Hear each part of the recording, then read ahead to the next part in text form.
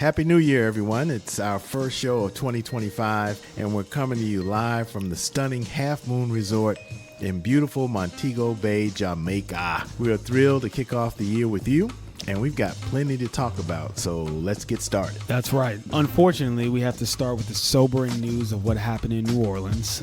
Trump is getting ready to take over the country, and Herschel Walker's next play is ambassador to the Bahamas. Who would have thunk it? We sure could have used Herschel Walker in the Sugar Bowl, though, and as the Bulldogs suffered a disappointing loss, the Falcons suffered another one, and Armandi finished last in his fantasy football league. Yeah. Man, don't remind me. And is there any good news? Well, our favorite comedy is back for the last season on Netflix, and we review Gladiator 2 in our entertainment segment. So, on this, the first show of the year, I'm Reggie the Boomer. And I'm Armandi the Millennial, and you know that we are back at it like a crack addict in 2025. So. Live from Montego Bay, Jamaica. Okay, yeah, you just love doing that and still can't necessarily nail the accent down. But it's okay, it's okay. You're trying. As many times as we're here, you should have gotten it by now. Yeah, absolutely. We're here. We're back. We just always love having this live remote from Montego Bay. Yeah, this is our second time doing it. Actually, third. Is it our third? I think, maybe third or second. No, it's our third. Yeah, you're right. It is our third. One on we the did beach, it in the one on the beach. In the villa, the last one was in the villa. Right. And then this one we're also at a different villa this time. Right. But yeah. And Shout then we got out. the waves in the background. We don't know if you can hear them, but they're definitely there. Yeah. So I'm facing, actually looking out the door. Yeah, so you got a lovely view while I'm facing you. So well, you got the courtyard out there, so. Yeah, you're right. I'm looking at mosquitoes. So, all thanks to Regina. Yeah, shout out to our Regina. Yeah, who brought us all together to bring in the new year. Yeah. And what a new year it was. And, I've been enjoying. What's been your favorite part of being here at Half Moon? Because you guys getting ready. Y'all not going to be here as long as we are. Yeah. Leave out, rather. Well, we'll definitely get more into it, but I was really looking forward to watching the Georgia game with you, and we'll moment of silence. We'll talk about that. But I think just spending time with family. We always enjoy coming out, and like you said, shout out to Aunt Regina for sponsoring the trip and allowing us to be here. And it's a smaller crew this time. We're definitely enjoying spending time with family in paradise, and that's really what it's about. So I've been going down to the gym and seeing that's the miracle worker. Right, and the gym was newly renovated, which is nice. They did a great job with the gym. It was under construction the last time we were here in August. Needless to say, it's a lot more going on. Right. And with Andrew, everybody that has seen him, he's kind of a trainer, physical therapist, massage therapist, and miracle else. Worker. Right. Yeah, you could add it all to his resume. Professional. Right, exactly. Theragun aficionado. Right. So this is my first time seeing him. He's been working on my lower back, and he's getting you right. I was in the gym while he's working on some mobility things and core. Yeah, so engaging your core. Yeah. So I'm trying to sit up straight, walk more straight, And, that reminds me, I need to do the same thing. So we're in the same boat. Yeah. So it's been really nice this time around, and great place to spend New Year's. And speaking of Half Moon Resort here in Montego Bay, Jamaica, being such a great place to bring in the new year, we're happy to have with us the hardest working man in the resort business, Dwayne Choi, the food and beverage manager here at Half Moon. And Dwayne, I know you're busy, so I want to thank you so much for stopping by on your golf cart and joining us on Boomer and the Millennial. We've been here a number of times, and it's so great to have you here to kind of talk about the resort. Tell us now, you're a food and beverage manager, so what does that mean? Thank you for having me first and foremost, Boomer and the Millennial. So food and beverage manager at Half Moon. Fun. The perks of the job, get to meet so many different people from every walk of life. But I think the most interesting part of it for me is the relationships that we build. Of course, it entails a lot of food and beverage, making bellies full, and serving drinks, best cocktails and best wines. Yes, that's a part of it. Absolutely. The relationships that we build and the experiences that we curate for each and every person, and not just making it a cookie cutter experience, so to speak. So I believe my role, not just food and beverage, but a curator of experiences.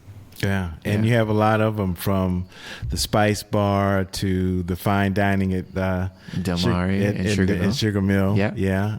But how did you get to Half Moon? I mean, obviously you have some experience in this area. So what brought you here? So I'm Jamaican. I lived overseas a little bit. I worked with some other brands before.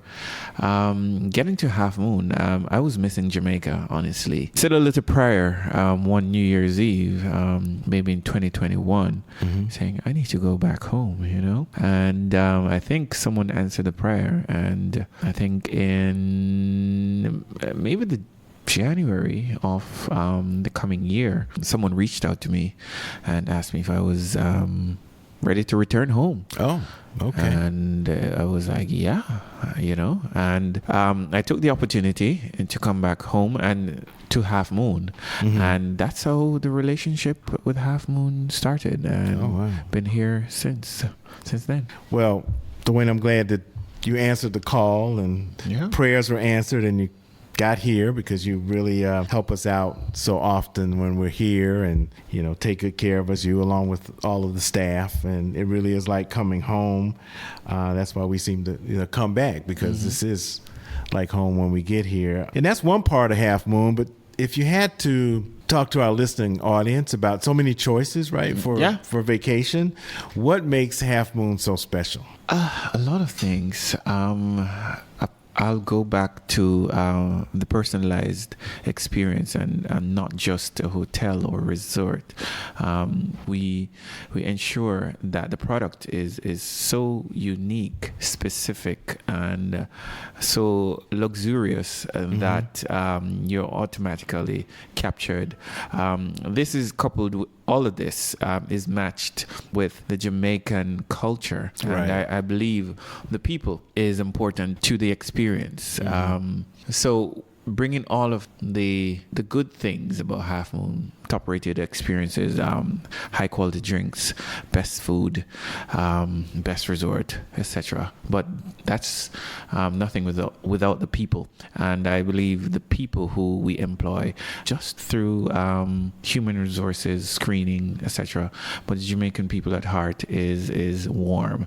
So when you match, or when you put all of that together, I mean, it's a win-win. And now I hear that Half Moon is the best resort in Jamaica. I mean, I've heard that. It is the best resort in Jamaica. Yeah, Caribbean. What are we saying? Yeah. Yeah. But who's bragging? Yeah, right. You're a little biased. Yeah. I get it. Yeah, but definitely. So, lots of hard work from top to bottom, all put in their dues, and we have to give kudos to every department and every person that helps to curate that final experience, or that experience that you receive. So for us, every position matters. Yeah. And we got a long list of people we thank and are so grateful for every time we come down here. So now there's a lot going on here at the resort. What's new? What's coming up? I know that the gym has been renovated. Yeah, so it's exciting. It's wonderful. Yeah. Got down there actually to work out a little bit. So I know that's been done. It was kind of in the works when we were here about 3 or 4 months ago. So what's on the horizon? What else is? Lots of things on the horizon. But just in the immediate future, we have the new villas that are coming on stream.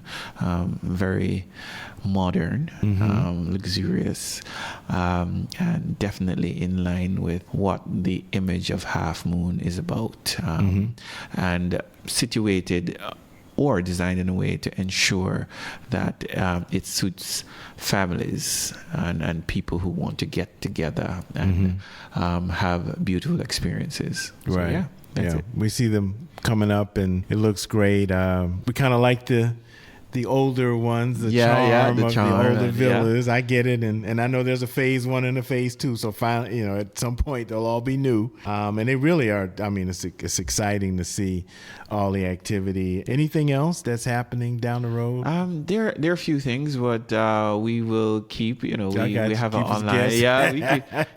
Keep it guessing. We have a few things coming up. Lots of renovation happening in the near future. Yeah. All right. Well, we appreciate it. I have one other question. As food and beverage manager, is there one particular dish that you really like that's your favorite? Okay. I know it's hard. No, it's not. Oh, okay. Okay. Food is mood. What I'm in the mood for. Yeah, okay. I got you. So, I had fried chicken for lunch today. Okay. I was in the mood for that. Okay. But that mood and... to ensure when you're in the mood, you need to have good food or the type of cuisine that you need at that time. Particular time. Yeah. So with that said, I'm Jamaican, of course. You have to have oxtail. Yeah. Uh-huh. But I'm fond of curried goat. Okay. I will eat some curried goat. Okay. All right. I'm always in the mood for some curried goat at any time. So I think that's my go-to dish. Yeah. Okay. Yeah. Well, we just love the cuisine here and everything from the food, the activities, and we want to encourage everybody that's listening to check out Half Moon. And Dwayne, thank you so much. I know you got to hop back on your scooter. Yeah. And go to all the different restaurants and everything. Fun. Yeah. So thanks again for being a part of our podcast. Yeah, my pleasure. And it's just fun. I think hospitality is fun. So I enjoy every minute. Yeah. And what is it, halfmoon.com? Is that what they need to check them out? Thank you. All right. Thanks. Thank you. It's always nice to be able to spend time with family and bring in the new year. And we did that here. And glad we were able to come for New Year's. Yeah, and, absolutely. So we knew that was happening. I know your mom was really excited about that.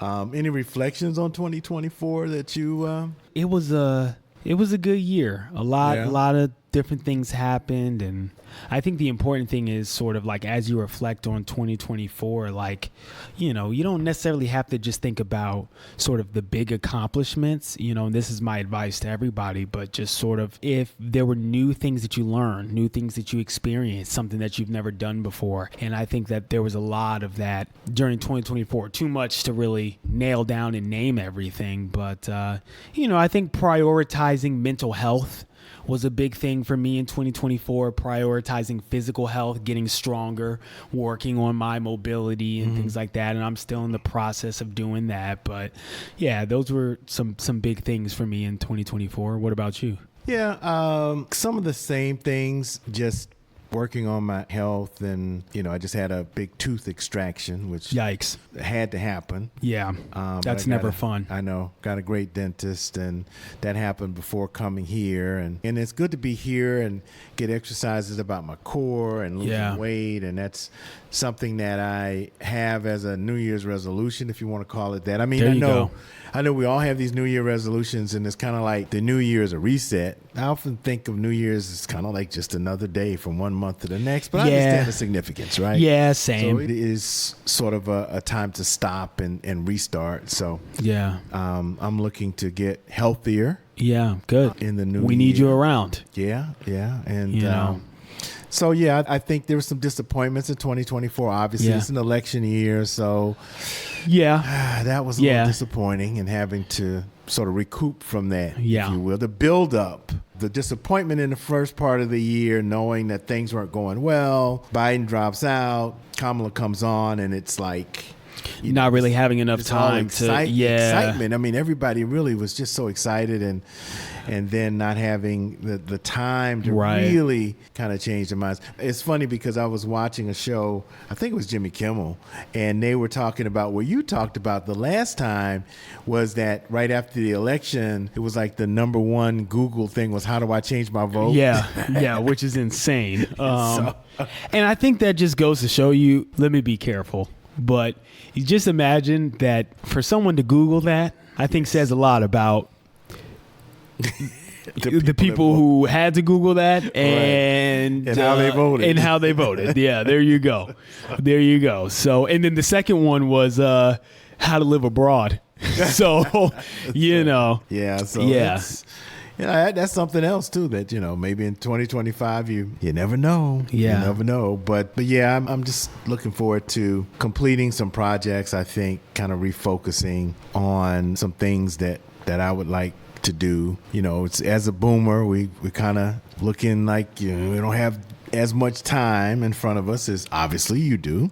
Yeah. And so Social Security starts kicking in and Medicare and all these things that I used to watch my parents and go, not that red and blue and white card, the Medicare card. I'm like, oh, and now I have one. It's just, kind of sobering. Yeah. I'm just kind of working through that. That's okay. That's a part of life. But as my doctor said, it was interesting because he said, if you think about men, and you don't have a lot of men who are overweight or have issues with weight that live longer than women who may be overweight. Yeah. Which is real interesting because women tend to be able to deal with that and men don't. So, I'm trying to definitely get better. It's all about progress, progress, not perfection. So, exactly. If you're moving, if you're doing it, then that in itself is noteworthy.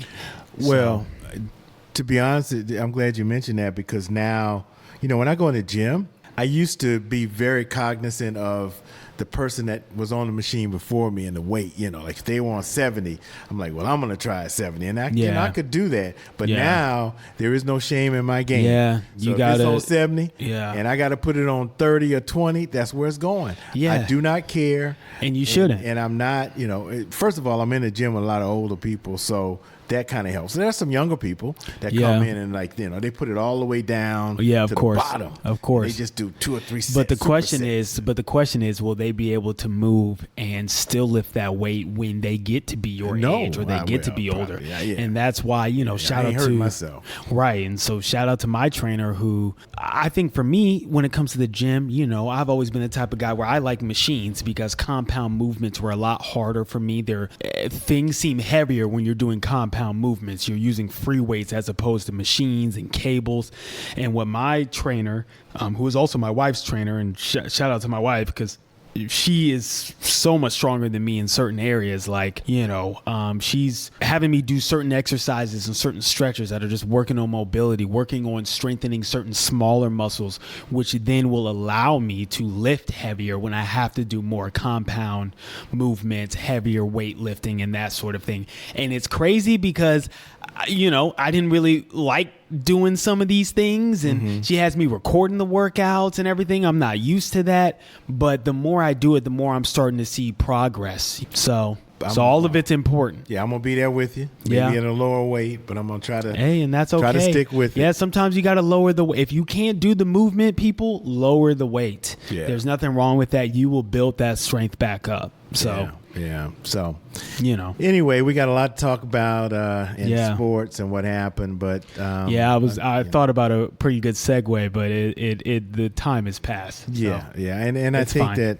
I think that as we put things in perspective, we really got to talk about, unfortunately, what happened in New Orleans at the time of this recording. 15 people are now have died and over 30 people have been critically hurt in some form or fashion. One actually was that we know of was a UGA student, University of Georgia student.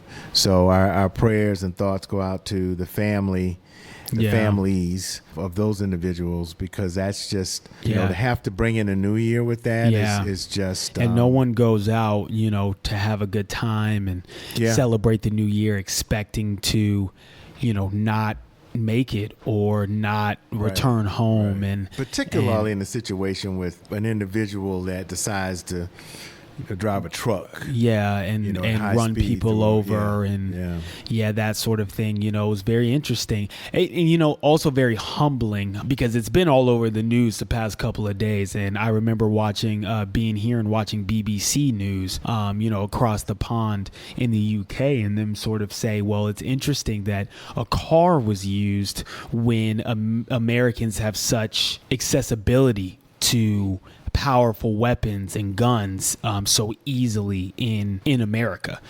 So which was like, yikes, read us for filth, why don't you? But it's very true, you know, and however it happens, like you said, it is very tragic, and our prayers and our thoughts go out to the families affected, and even those who might have been around and didn't get injured, but witnessed that, and you know, I'm sure there's trauma going on for people who might have even been there an hour before. You know, this happened at 3 a.m., so it wasn't exactly right at midnight.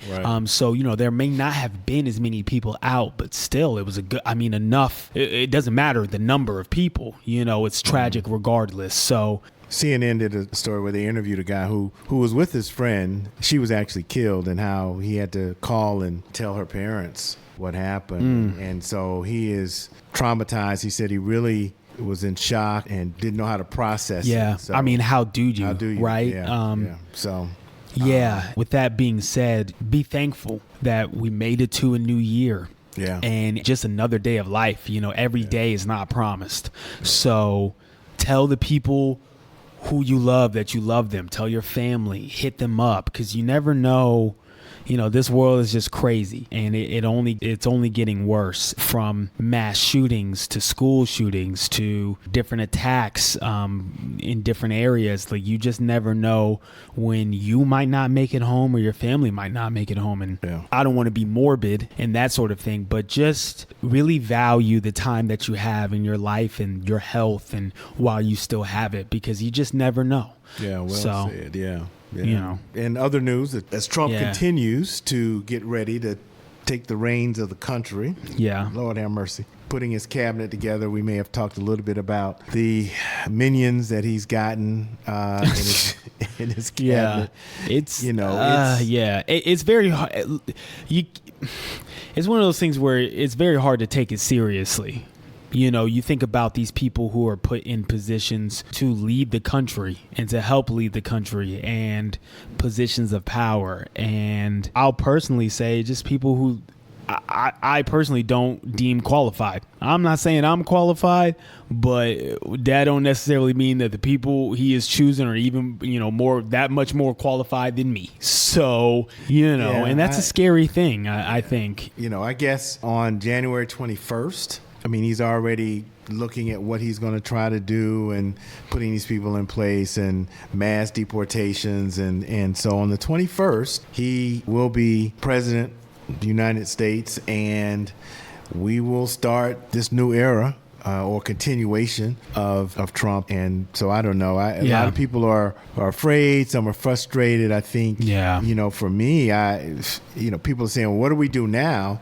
And I've really kind of disconnected. I think that, you know, we were so tuned in for the election, and now people are just kind of disconnected and just waiting to see what happens. And as he appoints different people, and then, you know, people are rewarded. His sycophants and folks that followed him are rewarded, like Herschel Walker, who is now the ambassador to the Bahamas. I don't know what that's going to look like. I will. But shout out to Herschel, because he went back and got his degree. Well, good for him. Yes.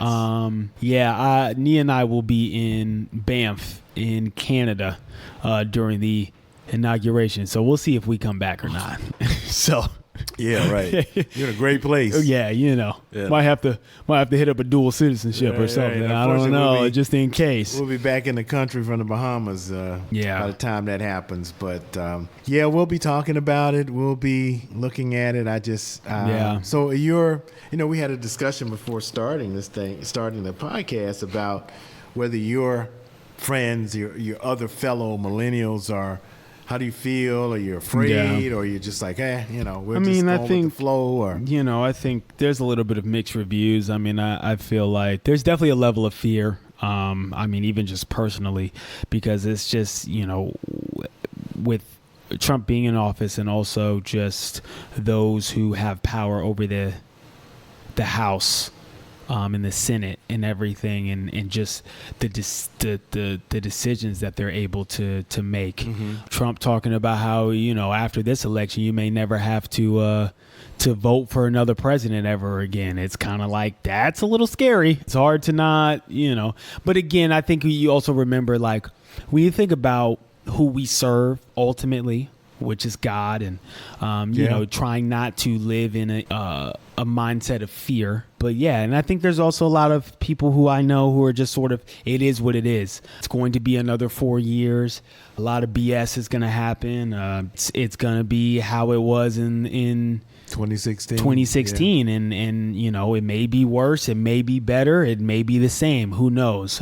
And a part of it is we're just gonna have to wait and see. So just deal with it. And just work through it. And I mean, some things are gonna happen. Yeah, you know, and it's just sort of, how do you respond? How do you keep pushing and keep going? And I think that's the, you know, sort of the most important thing, because stuff's gonna happen. You know what I mean? And that's just how it is. So yeah.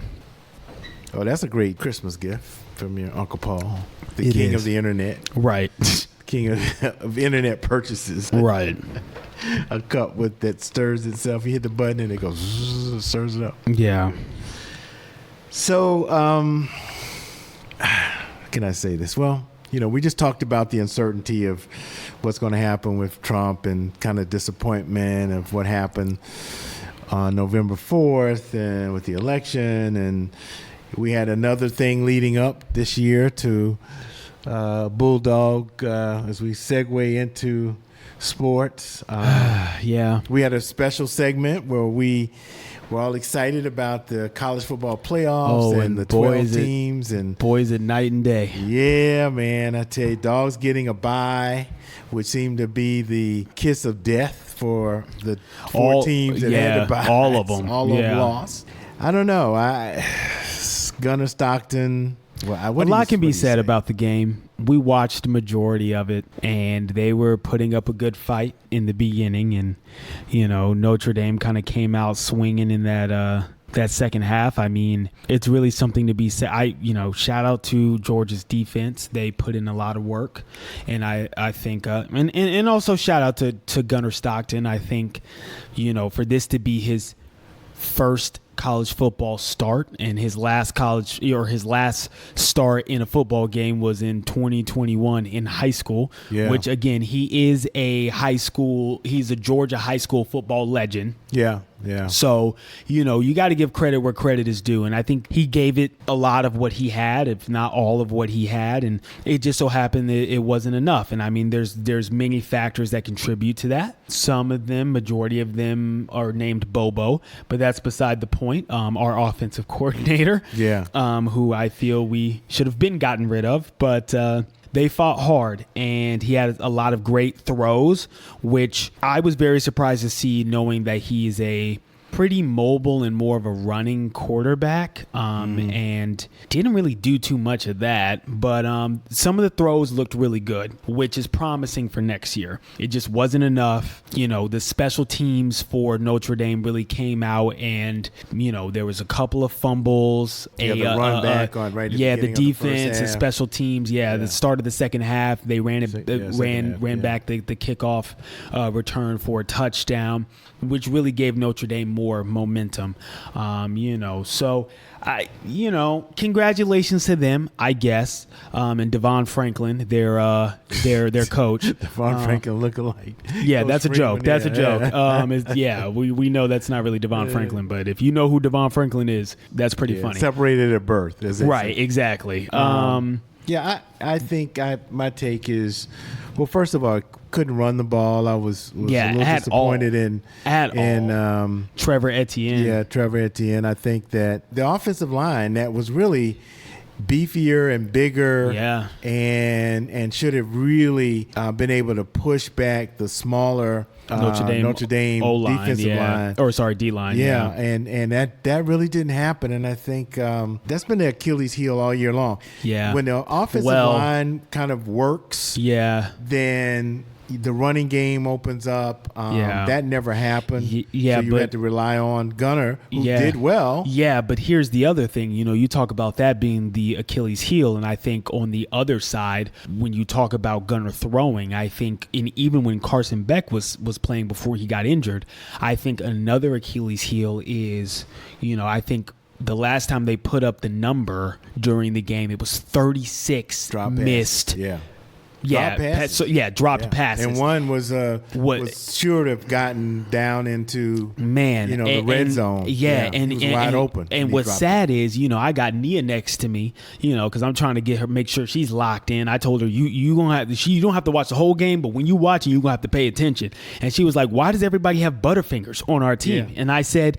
"That's a great question." Yeah. That is a great question, and we got to fix that. I'm hoping that with some of these new recruits coming in and the transfer portal, maybe you have some really great wide receivers that you had with Brock Bowers and Ladd McConkey, who both were doing tremendous in the NFL. They couldn't,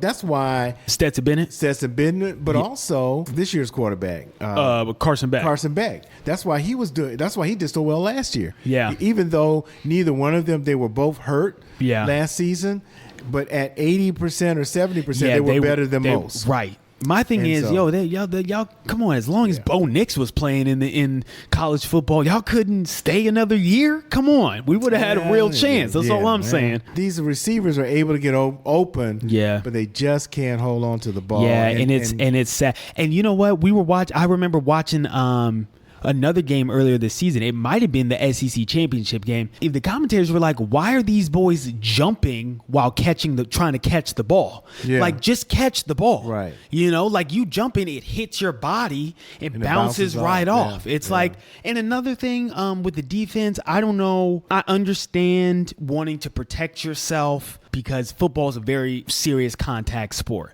But what happened to putting your shoulder down, standing your ground, and tackling dudes, just hitting dudes? Like, everybody's trying to wrap them up.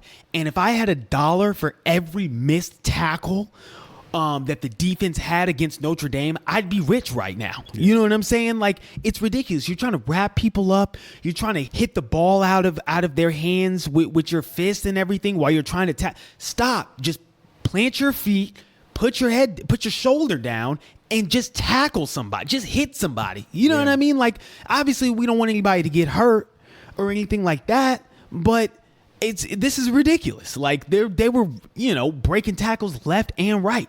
Yeah. Yeah, I don't understand. I mean, of course, the poor guy, number 39, that kind of got in the way of the ref. That hit the ref when Gunnar had an amazing 67 yard. Bro, I said, who is that out there throwing that ball? Yeah, and it's just unfortunate, and I hope that he's gonna be okay, because college football fans can be brutal. I don't remember the name of number 39, and I don't need to, and we don't need to say it, so y'all don't need to go thrashing him on social media either. But he just got excited. He got hyped. He was jumping up and down like every other player on the sideline. It just so happened to hit the ref, bump into the ref. He didn't even technically cross the line. He just bumped into the ref as he was running down to keep, watching the play as it was happening. And the ref, who also didn't really have to throw the flag, decided to throw the flag, and then they show him for however long, and this kid ain't even suited up to play. He's in a hoodie and a jersey, you know what I mean? And this poor kid, he just got excited, and the next thing that he in the back of the crowd, like he's like, okay, and then they pointed him out. Then and it's just like, I've never seen that. I've never seen that flag before. And let's be honest, guys. So people are saying that cost us the game. If you're saying that, you're an idiot. So there's so many factors, not that one play and that one flag or whatever that contributed to us losing, i.e. B-O-B-O. And I'm not talking about the player. I'm talking about his dad. Right. What's his name? Mike Bobo?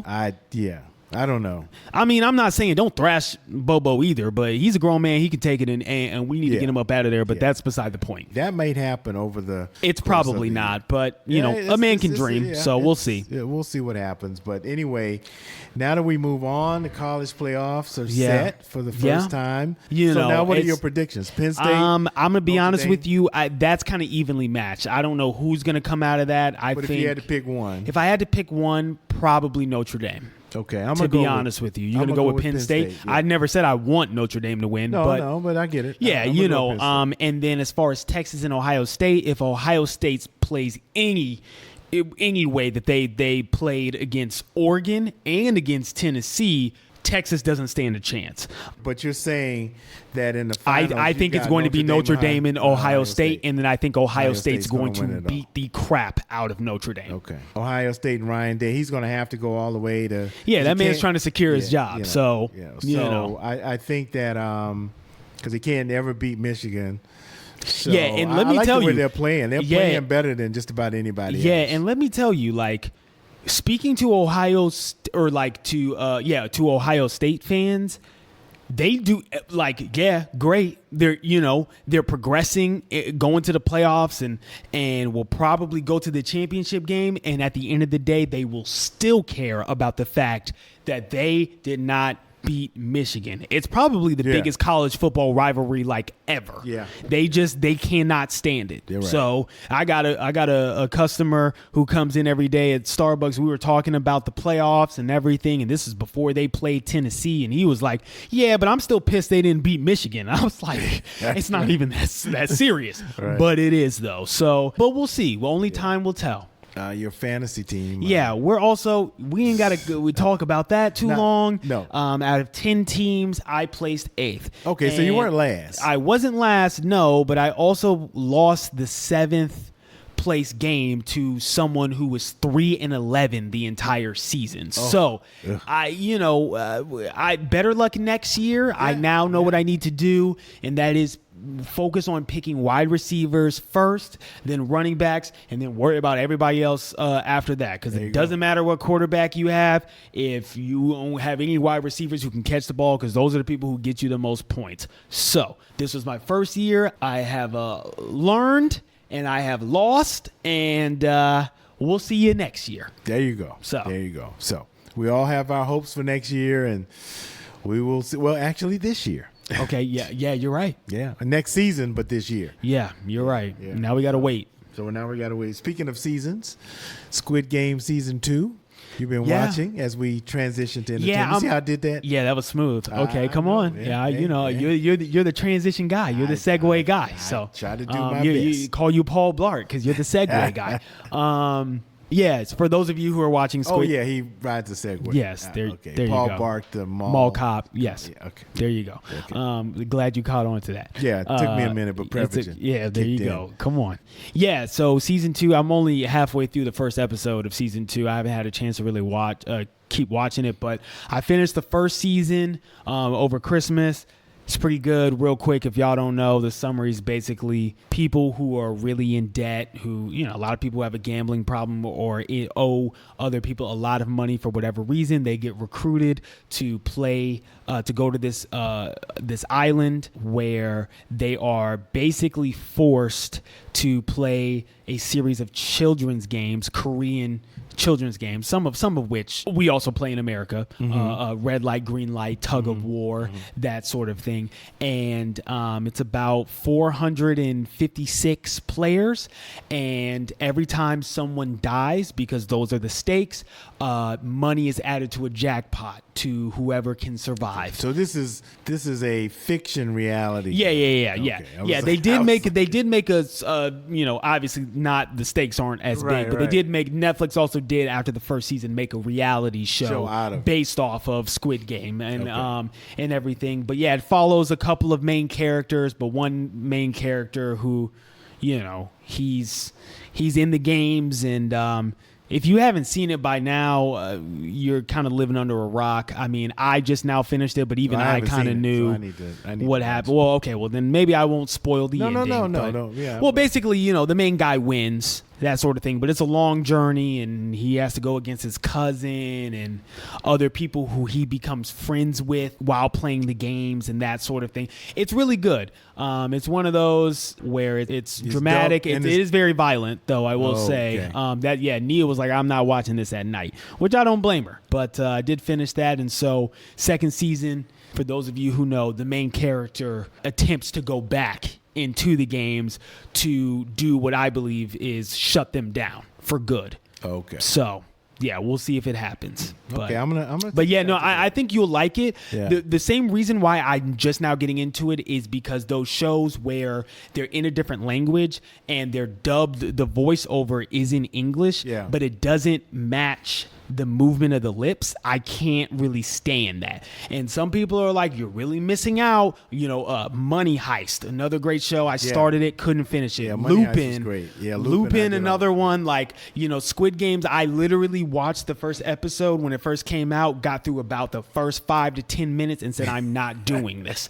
But I did power through. Nia got me to rewatch it, and we were rewatching it together, and then she kind of fell off of it, and I finished it, and I thought it was good. Okay. It is good. So if you can get past that. Oh, I have no problem with that because I'm a big fan of Money Heist. Lupin, if you can get past that, you'll enjoy it. But it is, if you're familiar with like Korean television and like Korean dramas and stuff, the dialogue is a lot more emphatic and a lot more dramatic. Yeah. And so it's kind of off with like the English but I think in their language, their sentences are shorter. So it's like, it's weird. It is a little weird, but if you can get past that, I think you'll enjoy it though. I'll take a watch. And then you can get through the first season, then you have a second season to watch. Okay. And it's all out because it's Netflix, so you don't have to wait on episodes, which is great. Right. So. Right. Okay. Which Netflix is probably going to start doing.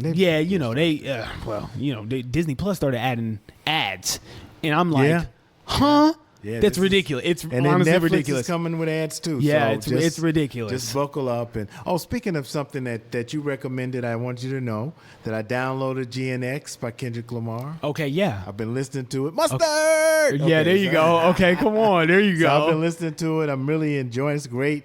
It's a great album. Yeah. So I just wanted to let you know that we could critique that next time, but for sure. That's it. That was added to my list. Yeah. Well, I know you're a Kendrick fan, so I'm not surprised. But I'm glad that you like it. Yeah. And speaking of second season for Squid Games, Gladiator 2, we watched together in person when we were out in Denver. Yeah. Real quickly, any thoughts about? Well, I will be honest. I did fall asleep. Yeah, I did fall asleep. I was very tired, and that's something to be said that it didn't keep me up. The first one on my probably top 10 favorite movie list personally. Great story. Gladiator 2, I think if you're looking for a movie that is just as good as the first one, do not expect that. Shout out to my boy Denzel.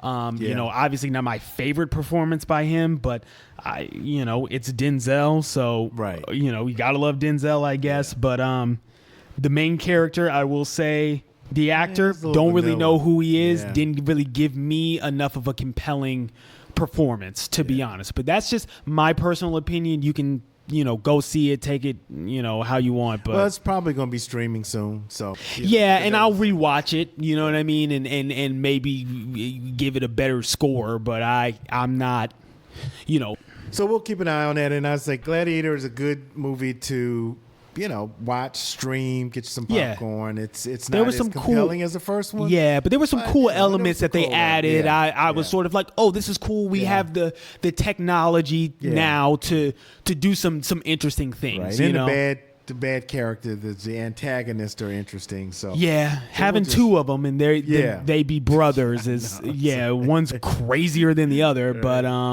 So check it out if you want to.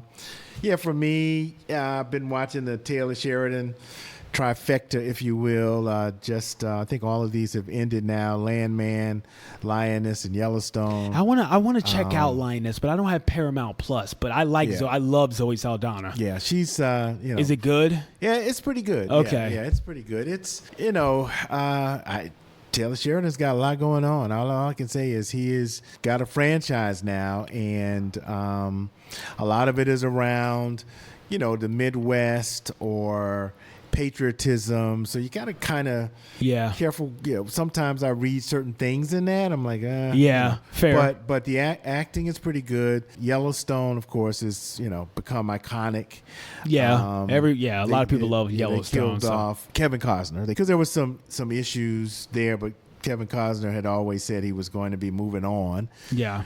Because he had another movie he was producing, and also not just producing, but he was putting a lot of his own money in it. So he left the show, so they had to kill him off, and now I guess we'll have to see what happens because some main characters are no longer with us in the season finale. So we'll have to see what happens with that. Lioness is good. And Landman, Billy Bob Thornton is Billy Bob and his being Billy Bob. Gotcha.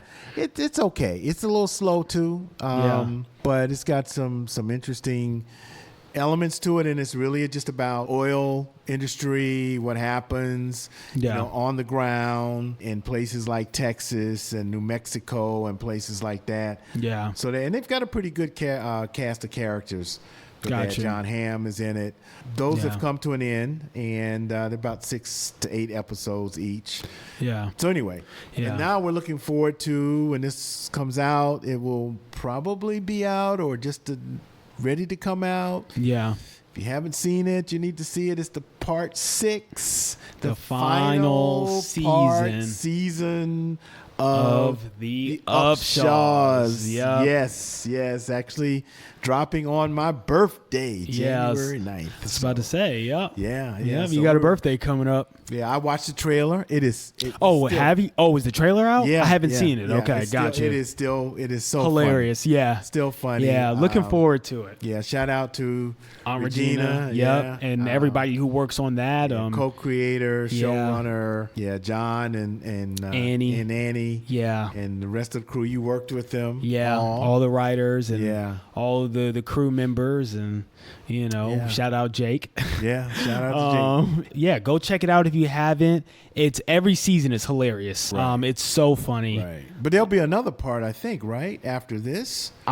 This one was like they're shooting the whole thing, and then it may drop in 2 parts. Is that what you're saying? Yeah, I'm not entirely sure. I don't know. They're still shooting some now, obviously. Right. So this was done last year. Right. So there's still one more part to come out, probably in the summer. Yeah, like it was released last August. Yeah. So check out the Upshaws if you haven't. If you're looking definitely. for a good laugh, I mean, it's so funny. And I remember having the opportunity to meet Mike Epps. Yeah, Mike Epps. I had the opportunity to meet Mike Epps, and I told him, I said, man, you almost killed me.